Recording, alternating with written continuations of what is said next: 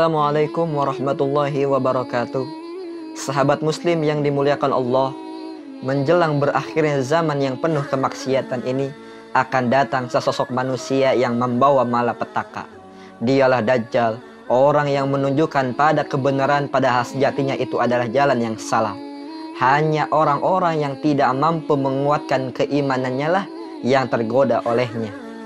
Layaknya manusia biasa, Dajjal pun memiliki suatu hal yang disenangi dan yang ditakuti. Jika kita berbicara tentang kesenangannya, mungkin itu sudah biasa, yaitu ia sangat senang jika banyak orang yang mengikuti jejaknya. Lalu, hal apakah yang sangat ditakuti oleh Dajjal?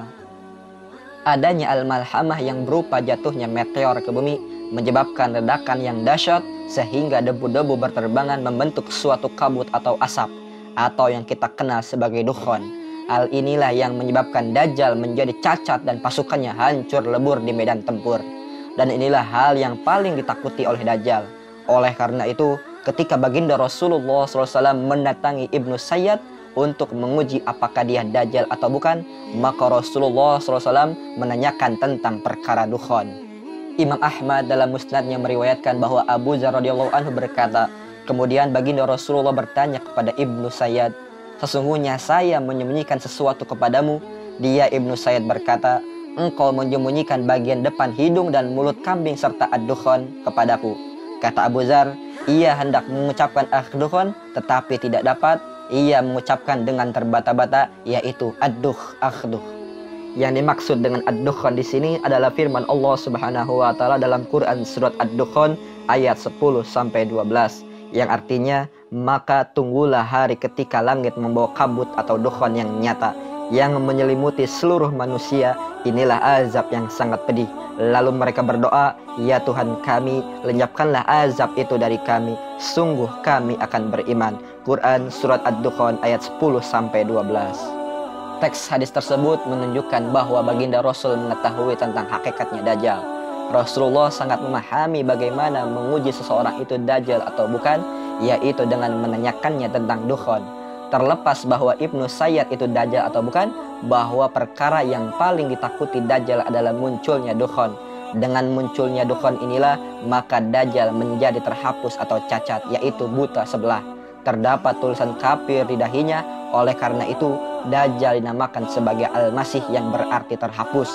Karena Dajjal terhapus fisiknya dari normal menjadi cacat.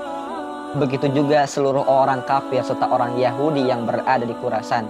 Tubuh mereka dari kepala sampai kaki mengalami pembengkakan. Sebagaimana disebutkan di dalam hadis riwayat Ahmad bahwa baginda Rasulullah SAW bersabda, Dajjal akan keluar di bumi bagian timur yang disebut Khurasan. Ia ditakuti oleh beberapa kaum yang wajah mereka seperti perisai yang dipukuli. Di dalam hadis tersebut disebutkan bahwa Dajjal akan muncul dari Khurasan dengan diikuti oleh beberapa kaum yang wajahnya seperti perisai yang dipukuli. Maksud dari kalimat ini, wajahnya seperti perisai yang dipukuli adalah menggambarkan bahwa wajah mereka bengkak-bengkak akibat al-mahamah atau dukhon. Bekas bengkak di seluruh tubuhnya itulah yang ketika sembuh menyebabkan wajah mereka bengap seperti habis dipukuli yang mengakibatkan benjol-benjol.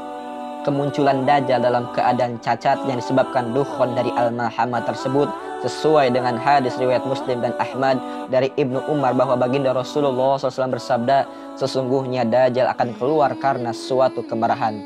Artinya Dajjal akan keluar karena adanya kemarahan.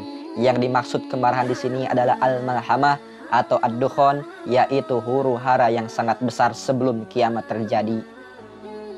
Untuk itulah, marilah kita perbanyak membaca surat Al-Kahfi dan perbanyak mengingat asma Allah Subhanahu wa Ta'ala dengan berzikir kepadanya agar kita semua terhindar dari godaan dan fitnah Dajjal, serta berdoa kepada Allah sebagaimana doa yang sering kita baca ketika duduk tahiyat akhir sebelum salam yang berbunyi, Allahumma inni a'udzubika min azabi jahannam wa min azabil qabri wa min fitnatil mahya wal mamat wa min syarril fitnatil masihid dajjal. Dan jika video ini membawa manfaat bagi Anda, mari dukung channel ini dengan ikhlas untuk mengetuk pintu subscribe, like, share, dan komen. Mudah-mudahan kita semua dijadikan sebagai umat Islam yang mirip dengan para sahabat Rasulullah, yaitu dapat bertemu dengan Rasulullah di jannahnya Allah Subhanahu wa taala. Amin amin ya rabbal alamin.